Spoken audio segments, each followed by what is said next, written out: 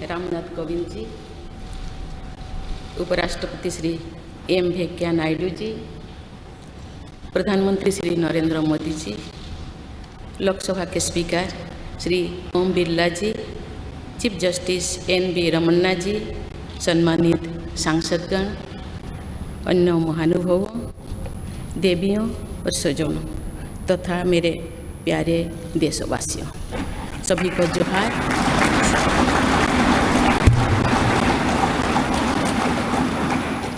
भारत के सर्वोच्च संवैधानिक पद पर निर्वाचित करने के लिए मैं सभी सांसदों और सभी विधानसभा सदस्यों का हार्दिक आभार व्यक्त करती हूँ।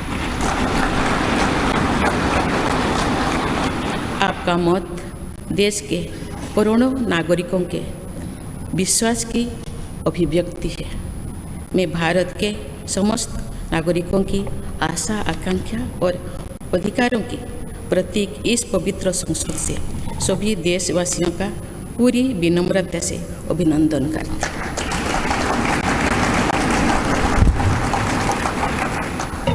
आपकी आत्मीयता, आपका विश्वास और आपका सहयोग मेरे लिए इस नए दायित्व का निभाने में मेरी बहुत बड़ी ताकत रहेगी।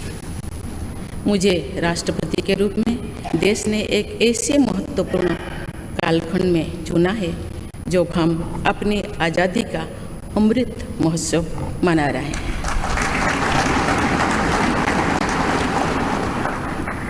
आज से कुछ दिन बाद ही देश अपनी स्वाधीनता के 75 वर्ष पूरी करेगा। ये भी एक संयोग है कि जब देश अपनी आज़ादी के 50वें वर्ष का पर्व मना रहा था, तभी मेरे राजनीतिक जीवन की शुरुआत हुई थी। और आज आज़ादी के 75वें वर्ष में मुझे ये नया दायित्व मिला है। ऐसे ऐतिहासिक समय में जब भारत अगले 25 वर्षों के विजन को हासिल करने के लिए पूरी ऊर्जा से जुटा हुआ है, मुझे ये जिम्मेदारी मिलना मेरा बहुत बड़ा सौभाग्य है। मैं देश की ऐसी पहली राष्ट्रपति भी हूँ जिसका जन्म आज़ाद भारत में हुआ है। हमारे स्वाधीनता सेनानियों ने आज़ाद हिंदुस्तान के हम नागरिकों से जो अपेक्षाएं की थी, उनकी पूर्ति के लिए इस अमृत काल में हमें तेज गति से काम करना होगा। इन 25 वर्षों में अमृत काल की सिद्धि का रास्ता 2 पटरी पर आगे बढ़ेगा, सबका प्रयास और सबका कर्तव्य। भारत के उज्जवल भविष्य की नई विकास यात्रा हमें सबके प्रयास से करनी है, कर्तव्य पथ पर चलते हुए करनी ही है। कल यानी 26 जुलाई को कारगिल विजय दिवस भी है। ये दिन भारत की सेनाओं के शौर्य और संयम दोनों का ही प्रतीक है।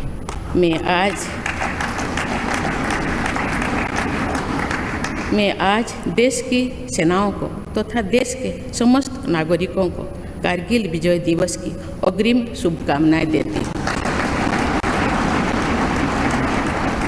देवियों और स्वजनों, मैंने अपनी जीवन यात्रा पूर्वी भारत में ओडिशा के एक छोटे से आदिवासी गांव से शुरू की थी। मैं जिस पृष्ठभूमि से आती हूँ, वहाँ मेरे लिए प्रारंभिक शिक्षा प्राप्त करना भी एक स्वप्न जैसा ही था, लेकिन अनेक बाधाओं के बावजूद मेरा संकल्प दृढ़ रहा और मैं कॉलेज जाने वाली अपने गांव की पहली बेटी थी।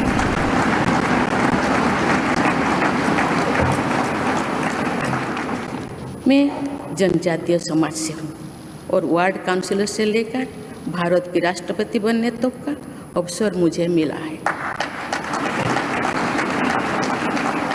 ये लोकतंत्र की जननी भारतवर्ष की महानता है। ये हमारे लोकतंत्र की ही शक्ति है कि उसमें एक गरीब घर के पैदा होने बेटी दूर सुदूर आदिवासी क्षेत्र में पैदा हुई बेटी भारत के सर्वोच्च संवैधानिक पद तक पहुंच सकती है। राष्ट्रपति के पद पहुंचना मेरी व्यक्तिगत उपलब्धि नहीं है, ये भारत की प्रत्येक गरीब की उपलब्धि है। मेरा निर्वाचन इस बात का सबूत है कि भारत में गरीब सपने भी देख सकता है और उन्हें पूरा भी कर सकता है।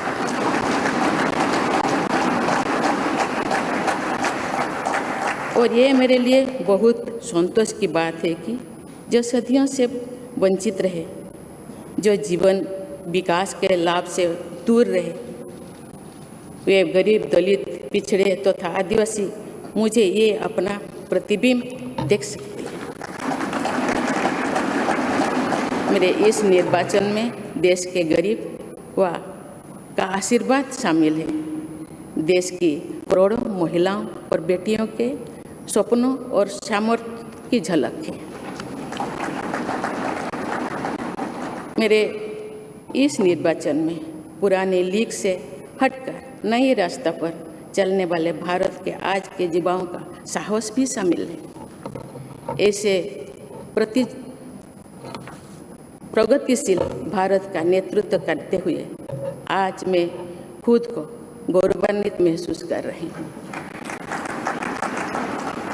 मैं आज समस्त देशवासियों को, विशेषकर भारत के युवाओं को तथा भारत की महिलाओं को ये विश्वास दिलाती हूँ कि इस पद पर कार्य करते हुए मेरे लिए उनके हित सर्वोपरि होंगे।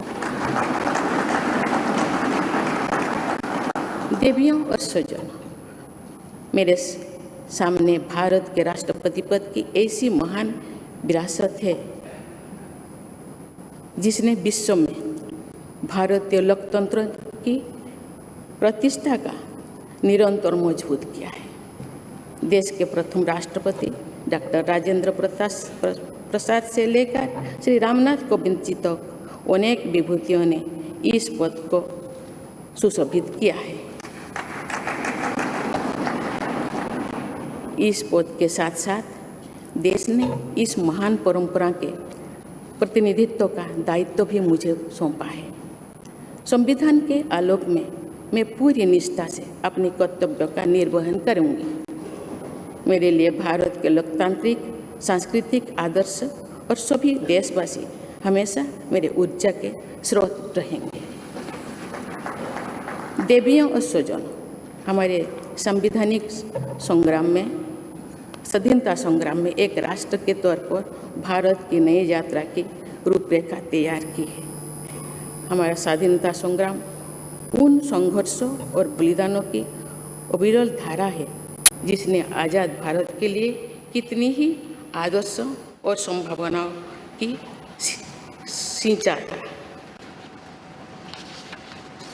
पूज्य बापू ने हमें स्वराज, स्वदेशी, स्वच्छता और सत्याग्रह द्वारा भारत के सांस्कृतिक आदर्शों की स्थापना का मार्ग दिखाया था। नेताजी सुभाष चंद्र बोस, नेहरू जी, सरदार पटेल, बाबा साहेब अम्बेडकर, भगत सिंह, सुखदेव, राजगुरु, चंद्रशेखर आजाद जैसे अनगिनत स्वाधीनता सेनानियों ने हमें राष्ट्र की स्वाभिमान को सर्वोपरि रखने की शिक्षा दी थी। रानी लक्ष्मीबाई, रानी वेलु नाचियार, रानी गाइदिन्लु और रानी चेन्निमा जैसी अनेकों वीरांगनाओं ने राष्ट्र इच्छा और राष्ट्र निर्माण में नारी शक्ति की भूमिका को नई ऊर्जा दी है। संथाल क्रांति, पाइक क्रांति से लेकर कोल क्रांति और भील क्रांति ने स्वतंत्रता संग्राम में आदिवासी योगदान को और सशक्त किया। सामाजिक उत्थान एवं देश प्रेम के लिए धरती आबा भगवान बिरसा मुंडा जी के बलिदान से हमें प्रेरणा मिली थी। मुझे खुशी है कि आज़ादी की लड़ाई में जनजातीय समुदाय के योगदान को समर्पित अनेक म्यूजियम देश भर में बनवाया जा रहा है। देवियों और स्वजनों, एक संसदीय लोकतंत्र के रूप में 75 वर्ष में भारत ने प्रगति के संकल्प को सहभागिता एवं सर्वसम्मति से आगे बढ़ाया है। विविधताओं से भरे अपने देश में हम अनेक भाषा, धर्म, संप्रदाय, खान पान, रहन सहन, रीति रिवाजों का अपनाते हुए एक भारत श्रेष्ठ भारत के निर्माण में सक्रिय है। आज़ादी के 75वें वर्ष के अवसर पर आया है अमृतकाल। भारत के लिए नए संकल्पों का कालखंड है। आज मैं इस नए युग के स्वागत में अपने देश को नई सोच के साथ तत्पर और तैयार देख रही हूँ। भारत और हर क्षेत्र में विकास का नया अध्याय जोड़ रहा है। कोरोना महामारी के वैश्विक संकट का सामना करने में भारत ने जिस तरह का सामर्थ्य दिखाया है, उसने पूरे विश्व में भारत की साख बढ़ाया है।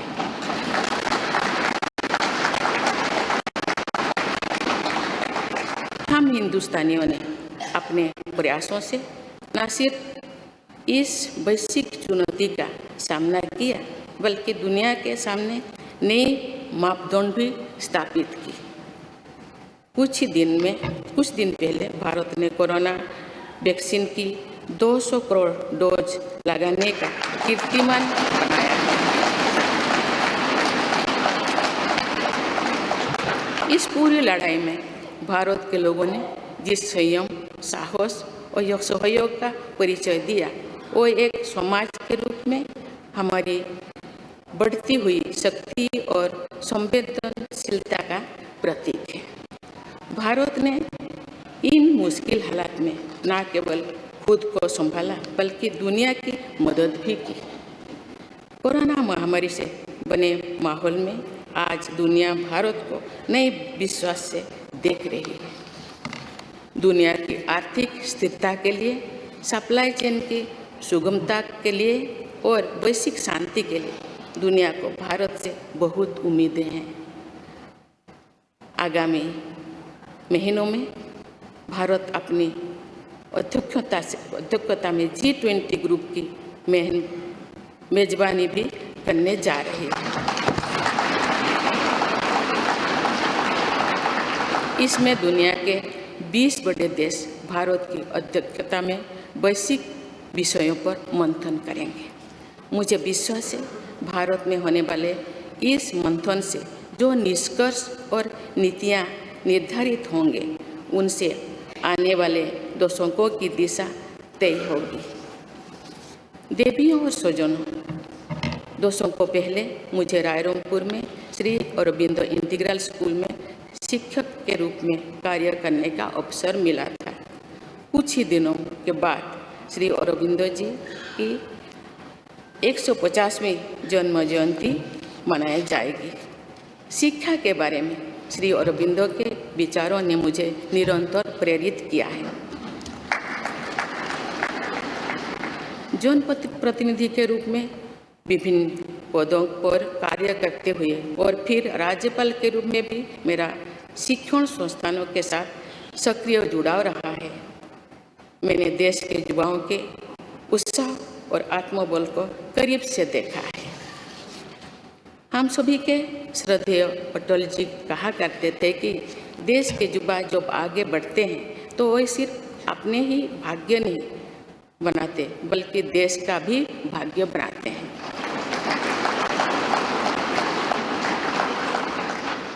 आज हम इसे सोच होते देख रहे हैं।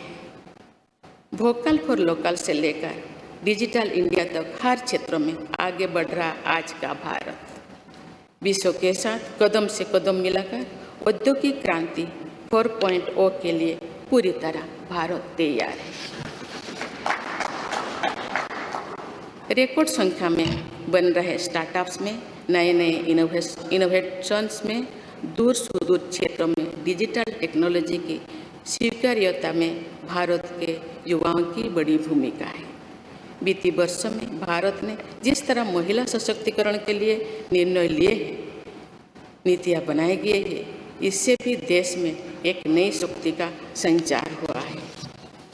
मैं चाहती हूँ कि हमारी सभी बहनें व बेटियां अधिक से अधिक सशक्त हो तथा वे देश के हर क्षेत्र में अपना योगदान बढ़ाती रहें।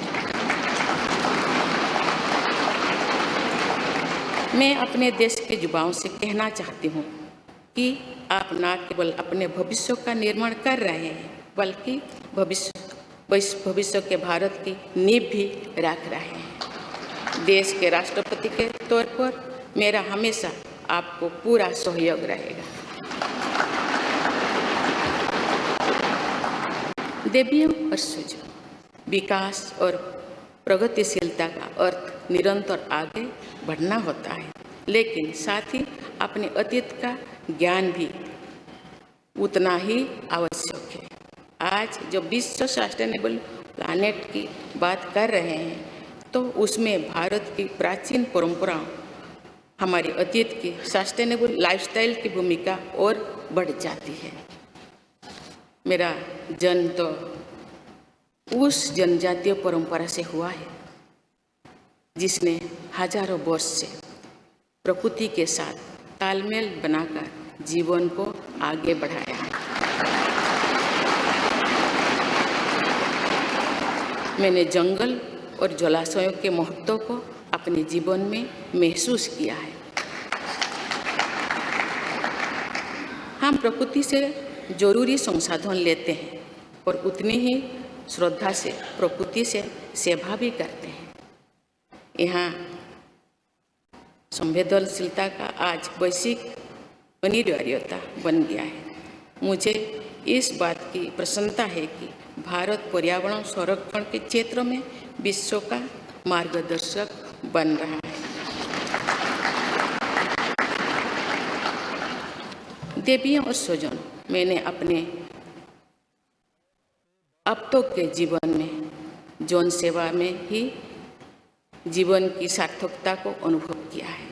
श्री जगन्नाथ क्षेत्र के एक प्रख्यात कवि भीमा भोई जी की कविता की एक पंक्ति है, मो जीवन पछे नर्क के पड़ी था जगत उद्धार।